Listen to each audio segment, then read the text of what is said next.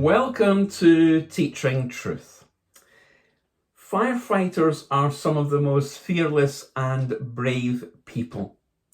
Firefighters choose to work in a job that can get them killed on any given day. Firefighters are people who are definitely not ordinary, but who are extraordinary. And the ultimate firefighter in Daniel chapter 3, the ultimate firefighter was God himself, who brought Daniel and his friends through the fiery furnace so that the fire did not harm their bodies, so that there was not a hair on their heads singed, so that their robes were not scorched, and so that there was no smell of fire on them. As we come today to our final reflection out of the frying pan and into the fire, we want to think about the confirmation that was given. And as we do that, let's read God's word together from Daniel chapter 3, verses 28 to 30. Then Nebuchadnezzar said, "Praise be to the God of Shadrach, Meshach, and Abednego, who has sent his angel and rescued his servants. They trusted in him and defied the king's command and were willing to give up their lives rather than serve or worship any god except their own God. Therefore, I decree that the people of any nation or language who say anything against the God of Shadrach, Meshach, and Abednego be cut into pieces and their houses be turned into piles of rubble. For no other God can save in this way." Then the king promoted Shadrach, Meshach, and Abednego in the province of Babylon. What a remarkable turnaround. The chapter begins with King Nebuchadnezzar making an image of gold and commanding everyone to bow down and worship it. And if they don't, they would be thrown into the fiery furnace and killed. The chapter ends with King Nebuchadnezzar promoting Daniel and his friends in the province of Babylon and saying to the people that anyone who says anything against their God would be cut into pieces and their houses would be turned into piles of rubble. A remarkable turnaround by King Nebuchadnezzar.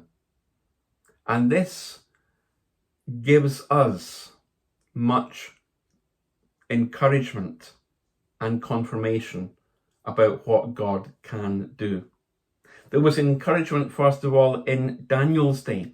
Things could not have been worse for the Jewish people than they were during the period of the 70 years of captivity in Babylon. Land had been devastated, the temple and the city of Jerusalem were in ruins, and people had been scattered, and some were in bondage in Babylon. The situation looked pretty bleak.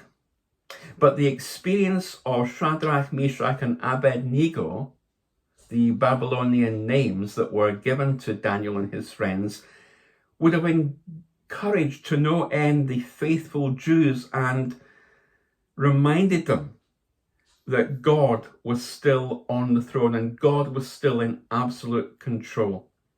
That God would one day fulfill his promises to his people. That God would be with them in the furnace of affliction so long as they trusted him and obeyed him.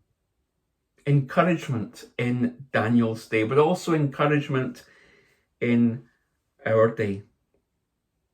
Day after day, we may hear, as it were, the herald shouting, "Fall down before the golden image."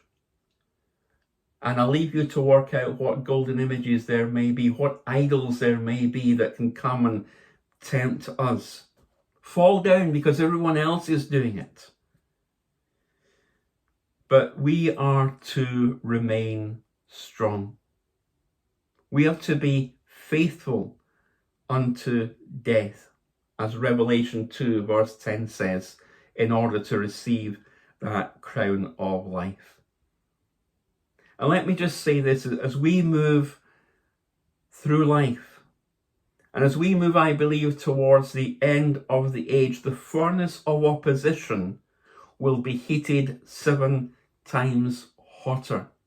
More and more these days, the church is being opposed. The church is being silenced, and the pressure to conform will become stronger and stronger.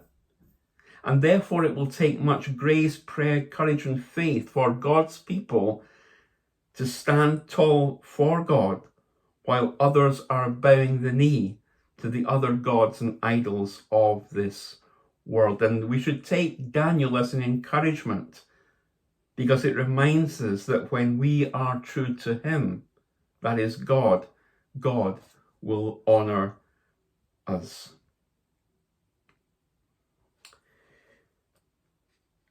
The hymn writer penned these words, and I leave them with you. When through fiery trials thy pathway shall lie, my grace all sufficient shall be thy supply. The flame shall not hurt thee, I only design thy dross to consume and thy gold to refine. That was true for Daniel and his friends. God was with Daniel and his friends in the fiery furnace, and God will be with us in whatever fiery furnace we go through, so that our enemies can be defeated, and so that we can say, look, God did it. Let me just read those words to you again as an encouragement and as a confirmation of God's promise to us. When through fiery trials thy pathway shall lie, my grace all sufficient shall be thy supply. The flame shall not hurt thee, I only design thy dross to consume and thy gold to refine.